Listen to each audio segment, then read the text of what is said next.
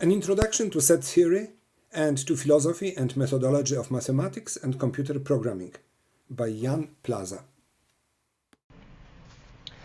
Section 1.1 Notions of Set and Membership. First, some intuitions. A set is a collection of arbitrary objects. There is no specific order. This means there is no such a thing as the first element in the set or the last element. Elements cannot have multiple occurrences within a set. We should think about a set as a collection. For instance, this is a possible visualization of a set containing numbers 1, 2, and 3. We will formulate a theory of sets called ZFC. This stands for Zermelo-Fraenkel set theory with the axiom of choice. The theory is based on first-order logic.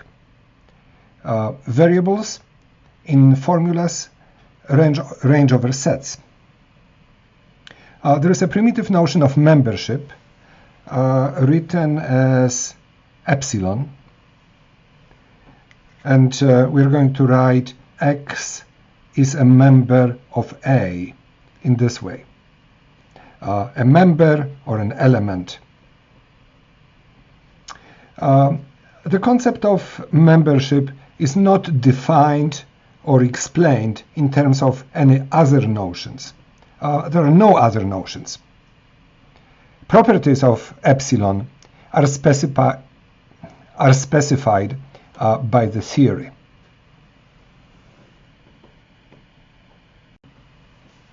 Some notation. I already mentioned that we write X is a member of Y in this way.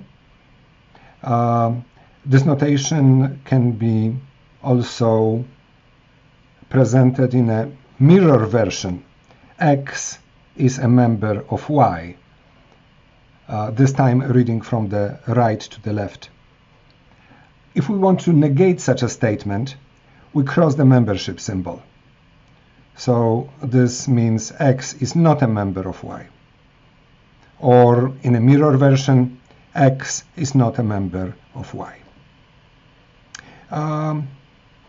If we want to say that X and Y are both elements of Z, we use this notation. And it stands for a conjunction.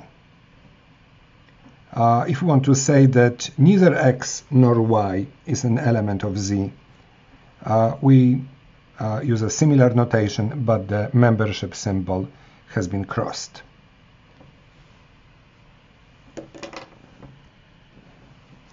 We are ready now for our first proposition. There exists a set.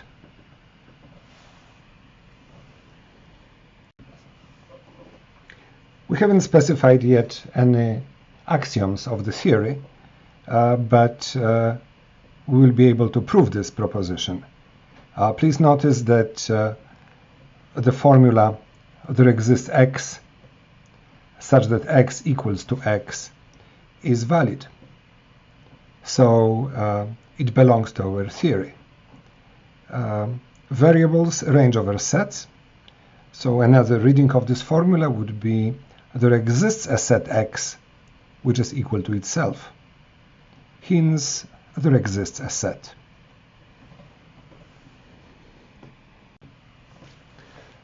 We will introduce restricted quantifiers. For all X in capital X, A holds. Means for every X, if X is a member of capital X, then A holds.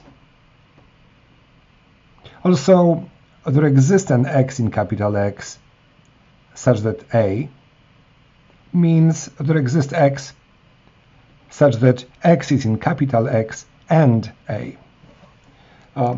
Please notice that in the case of the restricted universal quantifier, the implication symbol is used. In the case of the existential quantifier, restricted quantifier, the conjunction symbol is used. There is a well-known law of logic formulated by Augustus de Morgan. Negation of the universal quantifier is equivalent to the existential quantifier followed by a negation. We'll formulate a similar statement concerning restricted quantifiers. So here is a fact. It's not the case that for all x in X, A holds if and only if there exists x in capital X such that not A holds.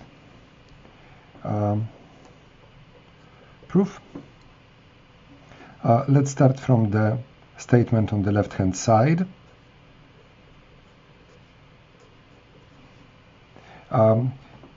We will expand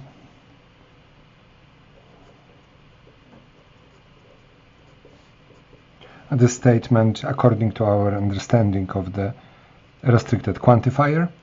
So we get it's not the case that for all x, if x is in capital X, then A. And now using the De Morgan law in its usual form, this is equivalent to there exists an x such that the negation holds of this statement.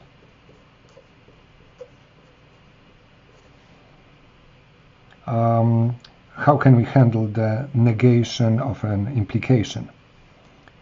This is equivalent to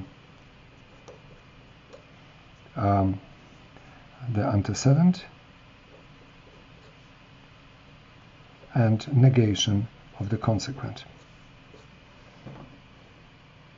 And this is exactly what can be abbreviated by a restricted quantifier.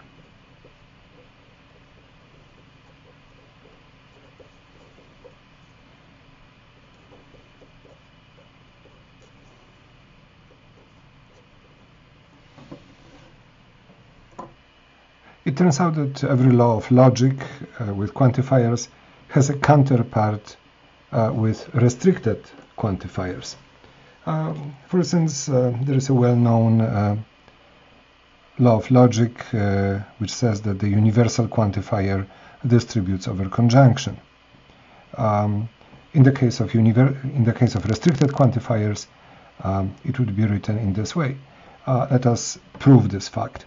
So first we start from the left-hand side. We replace it according to our understanding of the restricted quantifier. So we get for every x, if x is a member of capital X, then A and B. And I claim that this is equivalent to the following: a universal quantifier followed by a conjunction of implications. X in capital X implies A, and X in capital X implies B. Why can I claim this? Think about X in capital X as P, and notice that P implies A and B is equivalent to P implies A and P implies B. This equivalence can be checked using truth tables. Now, using the law that allows us to distribute universal quantifier over conjunction, I can transform this statement into this.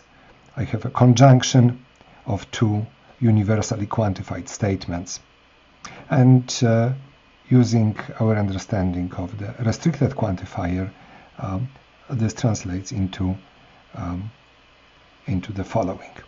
So we establish the equivalence of the left-hand side and right-hand side in our fact. A comment. In our set theory, variables range over sets. So obviously we can talk about sets, but we are going to talk also about numbers and about other strings, about other concepts. For instance, strings and characters, which are frequently used in computer science, and about functions, relations, graphs, and other mathematical objects. How is it possible? Well, numbers are actually sets. In our set theory, we will be assured that there exists the empty set. It will be denoted in this way. And we will take the number 0 to be the same as the empty set. Also, for the number 1, there will be a set representing it. For the number 2, there will be a set representing it. And actually, all mathematical objects will be represented as some sets.